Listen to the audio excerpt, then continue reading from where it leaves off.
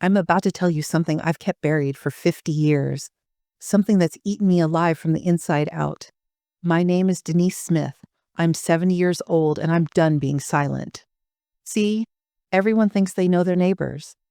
The sweet old lady down the street who brings cookies to the block party. The grandmother who volunteers at the church bake sale. That's me. That's who they see. But what they don't see? The girl who survived hell.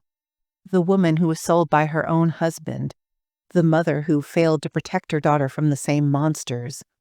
This is my story, and I'm warning you right now. It's not pretty. It's not comfortable. But it's real. And maybe, just maybe, it'll save somebody else from making my mistakes. So, buckle up because the truth is about to wreck you. Detroit, 1961. I was 7 years old with pigtails and a smile that could light up a room. My daddy used to say I was his little sunshine. Robert Smith, that was his name. He worked the assembly line at the Ford plant. Came home every night smelling like motor oil and cigarettes. But he always had a hug for me. My daddy was everything good in this world. My mother, Catherine, she was everything dark. Now I didn't understand it then. Didn't know that the special juice she put in her morning coffee was vodka. Didn't know that the way she looked at me with pure disgust wasn't normal. I just thought that's how mothers were supposed to be. By the time I was 7, Catherine was drinking from the moment she woke up till she passed out at night. And when she drank, she got mean. Real mean. I remember one morning I spilled milk on the kitchen table. Just a splash. Nothing major. But Catherine, she grabbed my hair so hard I thought my scalp was going to rip off. "You clumsy little brat." She screamed in my face, her breath wryer of alcohol and hatred. "You're the reason my life is garbage. You know that. The reason I'm stuck in this dump." My daddy came running from the bathroom, shaving cream still on his face. Catherine, let her go. She's just a child." "Yeah, well, she's your child, Robert. I never wanted her." I stood there, milk dripping onto the floor, trying not to cry because crying only made it worse, trying to be invisible, trying to be perfect, trying to be anything other than what I was, a burden. But here's the thing about being 7 years old. You think everything is your fault. You think if you could just be better, quieter, smaller, maybe your mama would love you. Spoiler alert, that's not how it works. 2 years later, on a freezing November morning, my daddy went to work like always, kissed me on the forehead, told me to be good for mama, said he'd bring me a candy bar on his way home. He never came home. Machine malfunction at the plant. The press came down wrong. My daddy saw it happening, saw 3 men in the danger zone, and he pushed them out of the way. Saved 3 lives, lost his own. I was 9 years old at his funeral. 9 years old, standing in a black dress that was too tight, watching them lower my daddy into the ground. And my mother, Catherine, stood next to me, swaying because she was drunk at her own husband's funeral. And you know what she said? "Well, at least the life insurance will keep the lights on." That was the day I learned that some people are so broken they can't see anything but their own pain. Not even their child drowning right next to them. After Daddy died, things got worse. So much worse. By the time I was 12, I was basically running the house, cooking dinner because Mama was passed out by 3 p.m., paying bills with the welfare checks, doing laundry, grocery shopping, pretending to the neighbors that everything was fine. But everything wasn't fine. Catherine started bringing men home. Random men from the bars, men who looked at me in ways that made my skin crawl, men who stayed overnight and were gone by morning. I learned to lock my bedroom door, learned to push my dresser against it every single night, learned to sleep with a kitchen knife under my pillow because one night, one of Mama's boyfriends tried my door knob. His name was Carl. Greasy hair, beer gut, hands that wouldn't stop shaking. I was 13. I heard him outside my door, heard the knob turning, heard him say, "Come on, little girl, your mama's out cold. Nobody's going to know." I screamed. Screamed so loud the neighbors called the cops. Cops came. Carl lied. Said he was just checking if I was okay. Mama backed him up because she was terrified he'd leave. Cops left and I learned that nobody was coming to save me. So I saved myself. I got a part-time job at 15, lying about my age, working at a diner after school, saved every penny, started going to beauty school at night because I figured if I could learn a trade, maybe I could get out. Beauty school was my escape. Hair, nails, makeup. It was the only time I felt like I had control over something, like I could take something ugly and make it beautiful again. If only I could do the same for my life. I graduated beauty school at 19, got a job at a salon on the east side, started saving money to move out, started believing maybe, just maybe, I could have a normal life. And that's when I met James Mitchell. James walked into the salon on a Tuesday afternoon to get his mama's hair done for her birthday. Tall guy, nice smile, dressed clean. He watched me work and said, "Yisham, you're really talented." My mama looks like a movie star. I blushed. Nobody ever complimented me. He asked me to dinner. I said yes. And for 8 months, James Mitchell made me believe in fairy tales. He had a steady job at Peterson Insurance Company. His family was normal. They actually ate dinner together and talked without screaming. He didn't drink, he didn't hit. He opened doors and paid for meals and told me I was beautiful. After a childhood like mine, normal felt like winning the lottery. When James proposed in the park by the river, got down on one knee with a little diamond ring, I cried. Happy tears, real ones. I thought I'd finally found safe harbor, finally found someone who'd protect me, finally found home. We got married in 1976, small ceremony at the courthouse. My mama showed up drunk naturally, made a scene about how I'd trapped a good man, how I'd probably end up just like her. I should have listened to that warning, should have seen the red flags, but I was 22 and desperate and so tired of being afraid. The first year was okay, not perfect, but okay. James worked his way up at the insurance company. I kept doing hair at the salon, building my clientele. We rented a little apartment in Dearborn, talked about buying a house someday, maybe having kids. And then James's boss started coming around for dinner. Richard Peterson, 50-some, silver hair, expensive suits, wedding ring he'd take off and put in his pocket when his wife wasn't around. He owned Peterson Insurance, had money, had power, had that look in his eyes that made me want to take a shower. The first time he came to dinner, he wouldn't stop staring at me, telling James how lucky he was, asking me questions about my beauty regime, letting his eyes wander places they had no business being. I told James I didn't want Peterson coming around anymore. James said I was being paranoid, said Peterson was a good man, a generous boss, said I should be grateful Peterson was taking an interest in our lives. That sick feeling in my stomach got worse.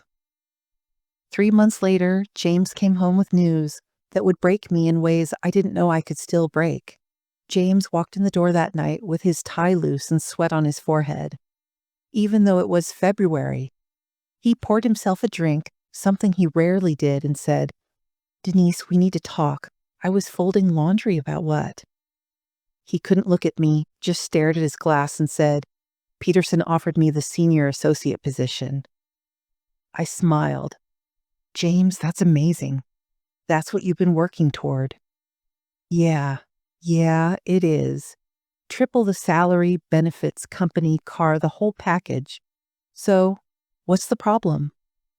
The silence that followed was the loudest thing I'd ever heard. Finally, James looked at me, and I saw something in his eyes I'd never seen before. Something that made me want to run. "There's a condition?" "What kind of condition?" He took a long drink. "Peterson wants you." The words didn't make sense at first. "Wants me to what?" "He's attracted to you, Denise. Has been since the first dinner. He says if you spend one night with him, the job is mine." The laundry basket fell out of my hands. Excuse me? It's just one night, just a few hours. Nobody has to know, and we'd be set for life. I couldn't breathe, couldn't think, couldn't process what my husband, the man who promised to love and cherish me, was asking. You want to sell me? I whispered. I'm not selling you. Don't be dramatic. I'm asking you to help this family. This is a huge opportunity, Denise. Do you know how many guys would kill for this position? Do you know how many husbands wouldn't prostitute their wives for promotion? James slammed his glass down.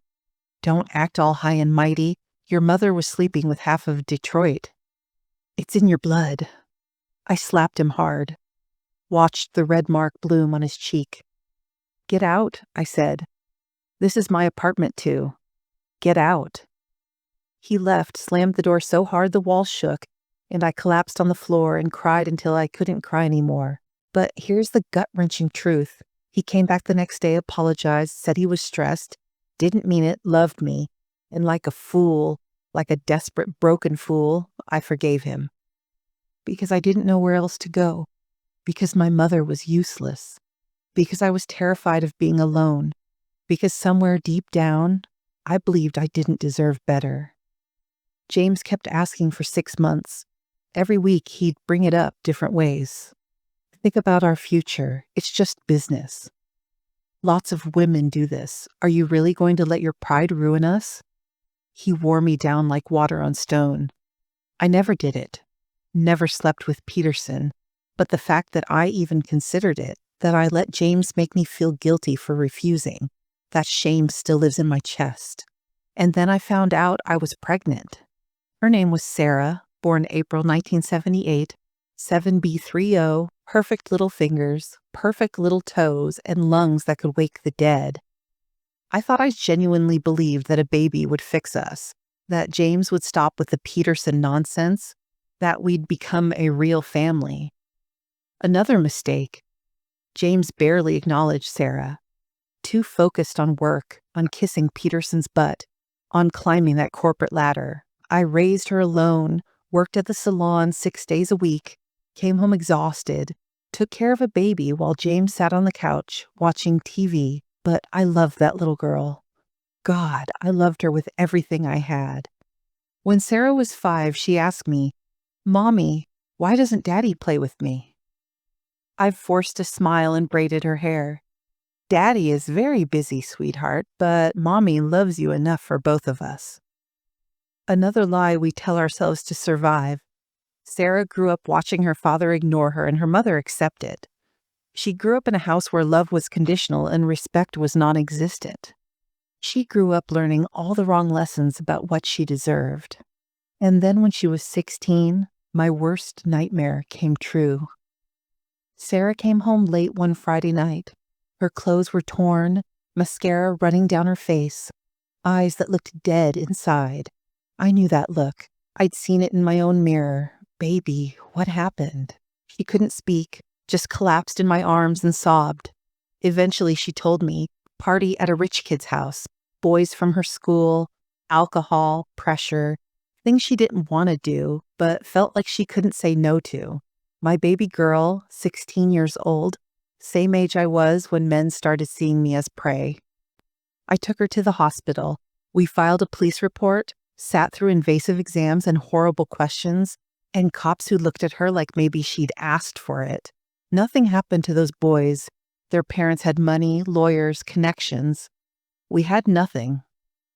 Sarah changed after that. Got hard, got angry, started looking at me with blame in her eyes. And honestly, she was right to blame me because I hadn't protected her, hadn't taught her to be strong, hadn't shown her how to stand up because I'd spent 20 years not standing up myself. When Sarah turned 20, she confronted me, packed her bags, stood in our living room, and finally said what I'd been too scared to say my whole life. You never fought for me, Mom. You never fought for yourself. You just took it. All of it.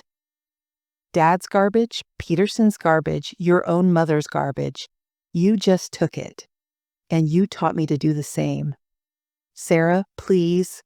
I'm moving to California, getting away from this toxic mess. And I'm going to therapy because I refuse to end up like you. The door slammed. My daughter was gone, and she was absolutely right. My mother died 5 years ago. Liver failure, 73 years old. Drank herself to death. Died alone in a nursing home where I visited once a month out of obligation, not love. I stood at her funeral and felt nothing, then felt guilty for feeling nothing. But when I cleaned out her apartment, I found her journals, boxes of them, entries going back 40 years. I read them all in one sitting. Turns out Catherine had her own demons. Her mother had beaten her. Her father had done unspeakable things. She'd gotten pregnant at 19, married my father out of desperation, resented me for tying her down. Her journals said, I look at Denise and I see myself and I hate her for it. I hate that she'll probably end up just like me. I drink to forget. I drink to disappear. I drink because it's the only thing that makes the pain stop. 3 generations of broken women, all trying to survive the only way we knew how. I filed for divorce from James when I was 66 years old. After 43 years of marriage, he didn't fight it. By then, we were strangers living in the same house. I moved into a 1-bedroom apartment with my cat, Rosie. Started working part-time in the salon again because, honestly, I still love doing hair, and I called Sarah. Baby, I need to say something. I need to tell you I'm sorry. I'm so sorry I wasn't stronger, that I didn't teach you to fight, that I let fear control me for 50 years. Silence on the line then. Mom, I'm sorry too. I said terrible things. You said true things, sweetheart. Mom, I'm in therapy. Have been for 3 years. I'm dealing with stuff. That's good, baby. That's really good. I'm a real estate agent now. Did I tell you that? Just closed my biggest sale last month. And Mom, I'm dating someone. Someone good. Someone who respects me. Tears streaming down my face. I'm so proud of you. Will you come visit? Will you meet him? I'd love that. Sarah asked me to do therapy with her. Joint sessions to unpack our shared trauma. 2 years of sitting in uncomfortable chairs, crying, yelling, finally being honest. The therapist asked me once, Denise, what do you want Sarah to know? I looked at my daughter, my beautiful, strong, fierce daughter. I want you to know that my weakness doesn't have to be yours, that the cycle stops with you, that you're braver than I ever was, and I'm sorry I didn't show you how to be brave sooner. Sarah reached over and held my hand. Mom, you survived. That took courage. Surviving isn't the same as living, baby. You taught me that. So here I am, 70 years old, living in a small apartment with a cat and a shelf full of books I never had time to read. Working part-time because it turns out I genuinely love making people feel beautiful. Sarah got married 2 years ago to a man named David. He's kind, he's patient. He looks at her like she hung the moon. They have a daughter now, my grandbaby Emma. She's 7 years old. Same age I was when I stopped smiling. But Emma, she smiles all the time because Sarah is teaching her things I never learned. That her voice matters. That her body belongs to her. That no means no, even when someone insists that she can be loud and messy and imperfect and still be loved. Sarah broke the cycle. My daughter did what I couldn't. I wasted 50 years carrying shame that didn't belong to me. My mother's addiction, James's betrayal, Peterson's predatory garbage, the men who saw me as less than human. I carried guilt that was never mine to carry. But I'm 70 now, and I'm finally putting it down. So here's what I need you to hear. Whoever you are watching this, listening to this, the shame doesn't belong to you. The abuse doesn't define you, and it's never ever too late to choose yourself. I should have left James at 23. I left at 66. Both were the right time because I finally did it. I should have stood up for myself 1,000 times. I stood up once. That once mattered. You can't change the past, but you can refuse to let it write your future. My name is Denise Smith. I'm 70 years old. I'm a survivor. I'm a mother. I'm a grandmother. And for the first time in my entire life, I'm free. And if I can find freedom at 70, so can